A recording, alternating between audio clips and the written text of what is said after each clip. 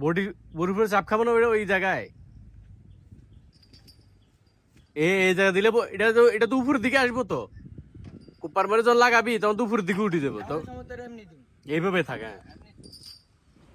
আমরা আজকে একটি আইসার মিডিয়াম ট্রাক নিয়ে যাব, পরিত্যক্ত হিসেবে কিনে নেয় একটি পার্টি।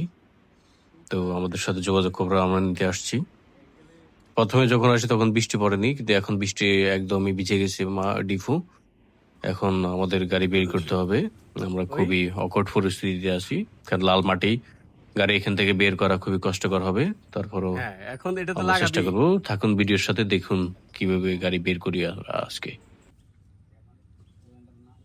কি করবি এটা রে? হ্যাঁ ঠিক আছে।